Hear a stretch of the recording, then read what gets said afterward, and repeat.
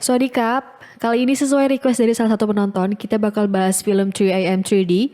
Jujur wawasanku tentang film dan series Thailand tuh nggak begitu luas ya, jadi intinya film ini menceritakan beberapa kisah yang dialami oleh orang-orang di waktu jam 3 pagi. Nah, apa yang akan terjadi? Pinisirin, mari kita sikat. Cerita pertama berjudul Rambut Palsu. Dimulai dari seorang kakek tua yang lagi motong seikat rambut jasad wanita yang nggak terima rambutnya dibawa pergi. Sementara itu kita beralih ke sebuah toko rambut palsu yang dikelola oleh seorang cewek bernama Mei. Dia ditelepon ibunya yang ngasih tahu kalau besok ibu dan bapaknya akan datang. Telepon diserahkan ke Min, kakaknya Mei yang katanya mau nitip barang. Ella si Min ini nyinyir ke adiknya karena kaos miliknya dipakai. Dia ini rupanya tipe-tipe beban keluarga gitulah ya. Gak mau kerja, maunya dimanja, halah. Mei kedatangan seorang ibu yang ngejual seikat rambut milik jasad wanita di awal cerita tadi. Min memperingati adiknya untuk gak beli rambut dari orang lain. Obrolan basa-basi itu cuma buat awalan untuk ngomel soal kaosnya Min yang lagi dipakai sama Mei. Terlepas dari pertengkaran mereka, perkataan Min ada benarnya. Gak lama setelah itu, tas kertasnya gerak-gerak sendiri. Mei mulai sebel dengan kelakuan kakaknya. Dia mengusir anjing peliharaan Min yang dari tadi berisik. Habis ngecek barang dan membeli rambut, Mei segera mengolah rambut itu. Mulai dari dicuci, dikeringin, disisir, sampai dibentuk lagi jadi wig. Mei sempat mau diganggu sama setan pemilik rambut, tapi untungnya Mei noleh ke belakang. Jadi ceritanya setannya tuh takut ketahuan di awal gitu. Di saat adiknya lagi bekerja, Min dengan enaknya cabut pergi hangout bareng teman-temannya.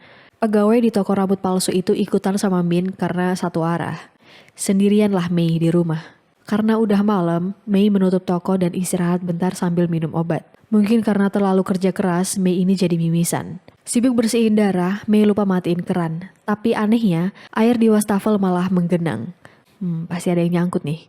Begitu dicek, Mei nemuin ada segumpal rambut di dalam saluran airnya. Setelah diambil, Mei mendengar suara dari dalam lubang wastafel. Dideketin, makin deket. Tiba-tiba muncul 2 jari. Mei terkejut dan takut ketika tangan dari wastafel itu hendak meraih Mei. Untungnya cuma mimpi. Belum cukup dibuat dak-dik-duk di dalam mimpi, Mei mendengar suara dari toko.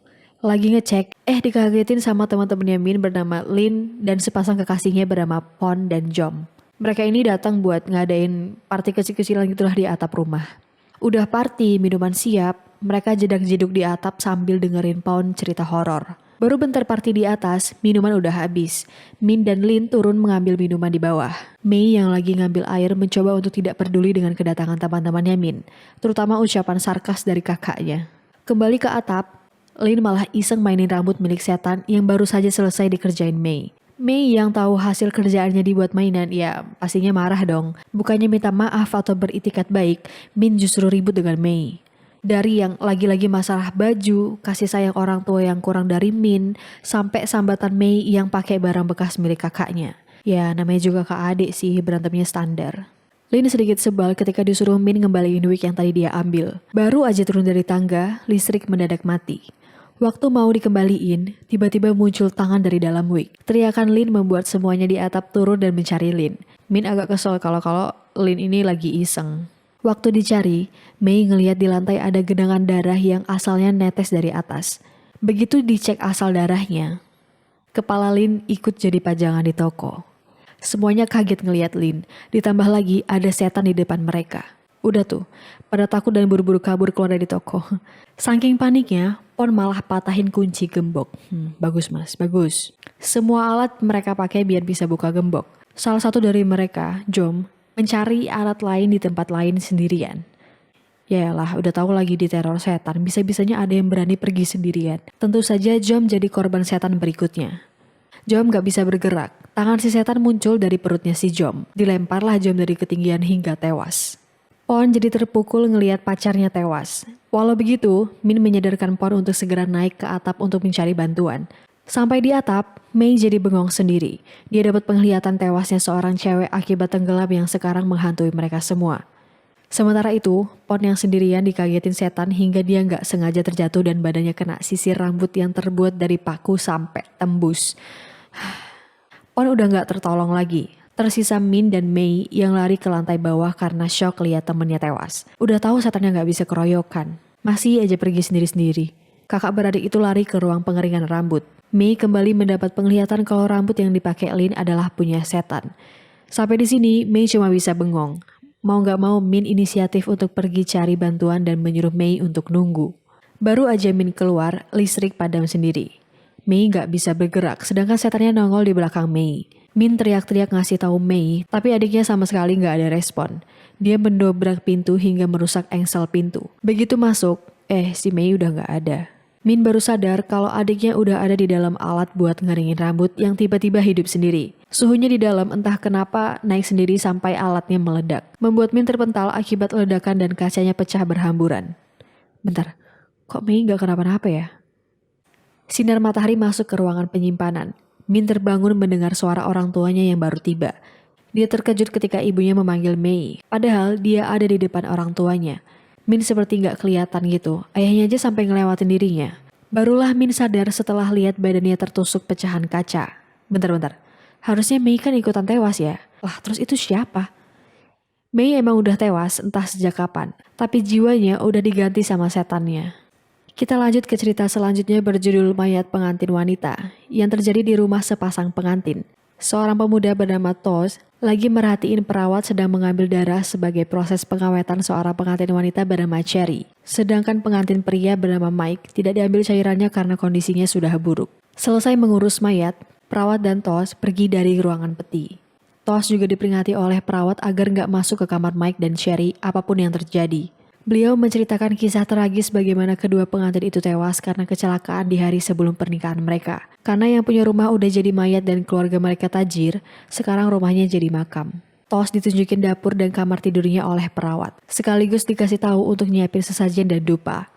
Jadi ceritanya Tos ini bakal tinggal di rumah itu untuk merawat sepasang mayat di rumah ini. Si perawat sempat menanyakan lagi keputusan Tos untuk nginep di situ. Tapi dia ngeklaim kalau dia udah terbiasa dengan mayat. Kalau ditanya kenapa mau kerja seperti ini, ya lagi-lagi alasannya karena duit. Bukan jadi cerita horor namanya kalau Tos nurut gitu aja sama perawat. Tos nekat tidur di kamar Cherry dan Mike. Ketika tidur, kotak musik di kamar itu berbunyi sendiri. Bahkan figur perempuannya hilang entah kemana. Rebel sih boleh mas, tapi jangan keterlaluan juga lah. Gak sopan atuh. Fajar pun tiba. Tos sedang membuat sesajen. Dia bawa sesajen ke ruang peti dan nyalain dupa.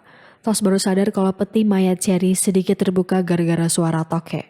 Mana jatuh ke tutup peti lagi. Mau ditangkap, tokeknya masuk peti. Tos segera membuka petinya dan mencari tokek yang rupanya malah masuk ke pakaian mayat Cherry. Niat ngambil tokek, peti hitam berisi mayat Mike di samping tiba-tiba bergerak. Ya udahlah ya. Tos akhirnya membiarkan tokek itu dan menutup peti mayat Cherry dan mengembalikan posisi peti mayat Mike. Karena gabut di kamar pengantin, Tos membuka laci meja dan menemukan sebuah tas yang berisi kamera, kaset, dan figur perempuan yang seharusnya ada di kotak musik yang jatuh di kolong kasur. Mau diambil, malah hilang sendiri. Ya yaudahlah ya, biarin aja. Tos menemukan sebuah kaset dari tas itu. Penasaran dengan isinya, Tos memutar kasetnya. Anehnya, kaset itu nggak bisa diputar. Bahkan nggak terdeteksi di pemutar kasetnya. Tinggal kamera nih. Tos lihat-lihat hasil jepretan kamera. Dia ngeliat foto Cherry sambil senyum-senyum. Aduh, ini nih. Tapi di foto berikutnya, Tos kaget dengan pose-pose Cherry yang ketakutan dan tersiksa. Dia juga menyadari kalau ada bekas darah di dekat laci. Ya, soalnya foto-foto itu diambil dari kamar itu. Kita diperlihatkan flashback ketika Cherry sedang disiksa oleh calon suaminya, Mike, sehingga mengalami luka di kepala.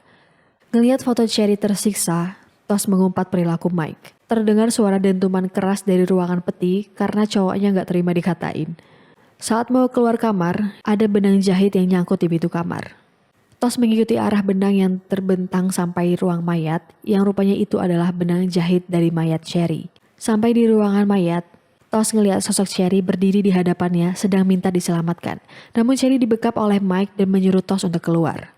Ternyata itu cuma mimpi. Pemutar kaset yang tadi nggak terdeteksi tiba-tiba bisa diputar. Tos ngelihat lebih jelas bagaimana Cherry disiksa oleh Mike. Gak kuat dengan teriakan Cherry, Tos mematikan tayangan di TV dan bergegas menuju ke ruangan peti. Sampai di ruangan, peti mayat Cherry terbuka lagi dan posisi mayatnya berubah. Sedangkan peti Mike berpindah mendekati peti Cherry. Tos gak takut dengan ancaman arwah Mike. Dia memindahkan peti Mike ke ruang altar, lalu mengikat benang pada petinya Mike agar gak bisa keluar. Tos memperbaiki luka jahitan di tubuh Cherry, lalu merawat mayat Cherry dan memperlakukannya layak seorang pacar. Di suatu pagi, Tos terbangun karena mendengar suara dentuman di ruangan peti. Setelah dicek, peti Mike terbuka dan mayat Mike menghilang. Baru aja balik badan, Tos ngerasain ada seseorang di belakang. Siapa lagi kalau bukan mayatnya Mike. Sebelum dia apa-apain, Tos kabur ke kamar. Lah mayat Cherry malah ikutan hilang. Mulai kan? Tos mengira kalau mayat Cherry direbut lagi oleh Mike, membuat dia seakan-akan menantang Mike yang dibalas dengan jendela-jendela yang bergerak sendiri. Masih belum selesai, Tos diseret tangan mayat Cherry ke bawah tempat tidur. Saat mau melepaskan diri, kakinya Tos dirobek pakai ujung figur pengantin wanita yang tajam. Gak cuma itu, mayat Mike juga tiba-tiba udah duduk di dekat kamar. Baru aja mau kabur, Tos mendapat penglihatan. Rupanya, Cherry lah yang menjadi penyebab tewasnya Mike dan dirinya sendiri dengan sama-sama menyayat leher. Setelah tahu cerita aslinya, Tos segera kabur. Terlambat sudah, mayat Cherry mencegatnya dan mendekatinya hingga dirinya pingsan karena ketakutan. Di akhir cerita, entah gimana caranya Tos dimasukkan ke peti mati milik Cherry dan gak bisa keluar karena diduduki oleh Cherry. Dari sini bisa kita simpulkan bahwa niat arwah Mike adalah memperingatkan Tos untuk segera menjauh dari Cherry. Dikira cowok selalu salah, ternyata ceweknya yang edan. Oke, cerita terakhir terjadi di sebuah kantor perusahaan pada jam tengah malam. Seseorang bernama S lagi asik main sosmed berkedok lembur. Setelah itu ada Bam dan Ning yang hendak pulang dan menyapa S. Keluar dari kantor, Bam bisa-bisanya ngejailin satpam yang lagi tidur di tempat kerja. Puas jahilnya, Bam dan Ning nunggu liftnya sampai. Mendengar sesuatu mengetuk pintu, mereka teriak ketakutan karena ada rambut melayang di dekat mereka. Kelamaan nunggu lift, mereka berdua kabur turun lewat pintu darurat. BTW Pak Satpamnya tidurnya pulas banget. Sementara itu, S memastikan gak ada orang yang masuk ke kantor lagi. Merasa aman, S kembali main sosmed.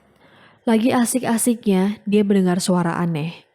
Biar gak parno, S menyetel musik. Kali ini parnonya meningkat ketika mouse dan kursi di belakangnya gerak-gerak sendiri. Diikuti monitor yang ikut menyala sendiri di seluruh meja kerja.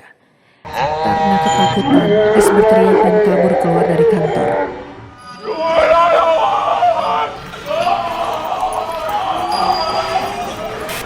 Sangat jantan sekali teriakannya. Itu semua cuma ide jahil dari dua pria bernama Karan, si pemilik perusahaan, dan T, seorang manajer. Karena ketawa mulu mereka ini, jadi nggak tahu kalau ada pala boneka yang bergerak sendiri. Puas menakuti karyawannya, kedua petinggi perusahaan ini ngobrolin tentang karyawan mereka yang malas kerja di siang hari tapi semangat kerja di malam hari demi mendapatkan uang lembur. Kinerja dan upah jadi nggak seimbang, lama-lama mereka bisa rugi. Nah, biar pada takut lembur, Karan dan T ngeprank karyawannya sendiri. Ditambah lagi mereka suka ngerjain orang. Karan hendak pergi keluar dari kantor. Saat jalan sendiri, tiba-tiba ada mouse jatuh dan kursi yang bergerak sendiri. T muncul dan menanyakan Karan mau pergi kemana.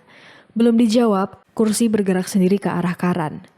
Diangkatlah kursi itu sambil marah-marah. Ternyata itu pranknya Bam dan Ning. Mereka gak jadi pulang karena belum persiapan untuk rapat besok. Sama seperti Bam, Karan ikutan jahil ke satpam dengan coret-coret mukanya lalu turun dengan lift. Beberapa saat kemudian, satpam menerima telepon dari seseorang. Beliau mengaku kalau tidak ada orang di kantor. Ini si bapak tidurnya lelap banget deh. Mendengar info lewat telepon, beliau terkejut dan segera turun ke lantai bawah. Tak terasa waktu berlalu, Bam dan Ning pamit pulang. Tinggal T sendirian di kantor sambil main catur online. Fokusnya teralihkan ketika dia mendengar suara di ruangan kafe kantor. Dia ngeliat sosok hantu di pojok. Ketika dinyalain lampunya, cuma tumpukan alat pel. Setelah itu, pintu di kulkas buka tutup sendiri. Mengira Karan lagi ngeprank, T nutup pintu kulkas pakai kakinya. T agak takut ketika orang yang dicari rupanya habis keluar beli makanan. Kalau Bam dan Ning udah pulang, terus siapa yang mainin kulkasnya? Setelah Karan keluar dari kantin, muncul tuh setan dari kulkas. T lari ketakutan kembali ke ruangan.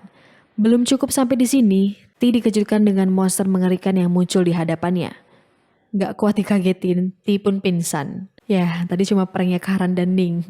Bam ngecek napas T, memastikan bosnya baik-baik aja. Ternyata bosnya udah gak nafas. Di tengah panik, Karan nyuruh Bam dan Ning untuk pulang. Sedangkan bosnya akan mengurus jasad T. Ning baru sadar kalau mata T terbuka sendiri. Dia menyuruh Bam untuk menutup mata T biar beristirahat dengan layak. Tapi Bam gak mau karena ketakutan sendiri.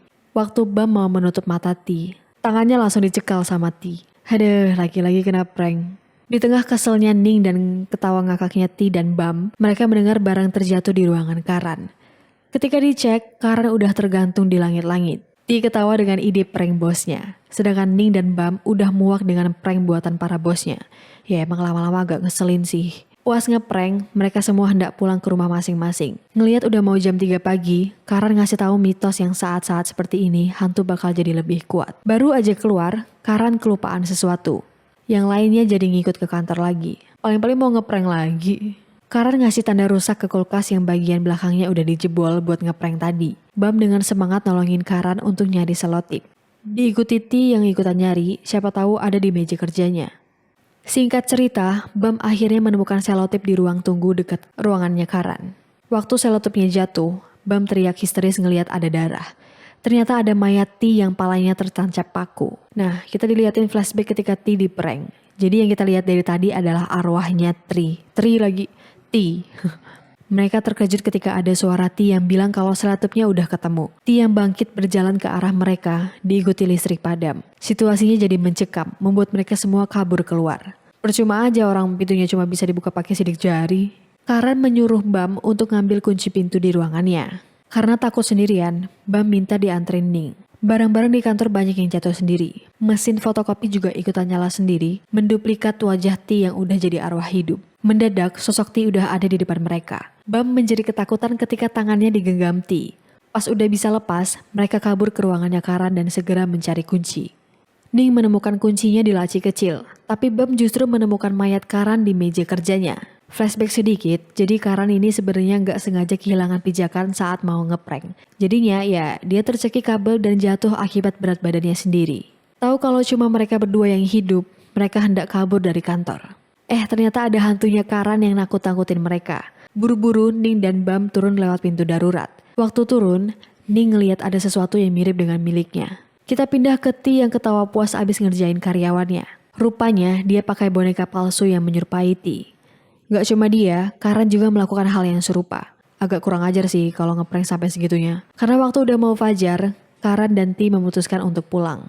Di lift, mereka ketemu dengan Bam dan Ning tepat jam 3 pagi. Di lift, T mendapat telepon dari sekretarisnya. Karan sendiri juga dapat panggilan tak terjawab ratusan kali dari orang yang sama. T ketakutan sampai gak bisa ngomong apa-apa. Karan merebut ponsel T dan kita akan mendengarkan kabar yang mencengangkan.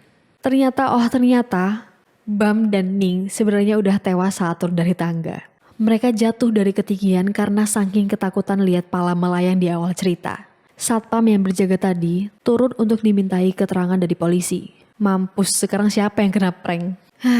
Jadi itulah pembahasan film 3AM 3D. Karena masih ada sequelnya, kemungkinan akan kita lanjutin. Pesan moral yang bisa kita ambil adalah telitilah sebelum melakukan sesuatu agar nasibmu nggak sial kayak di cerita tadi. Sekian, sampai ketemu di video selanjutnya. Alhamdulillah.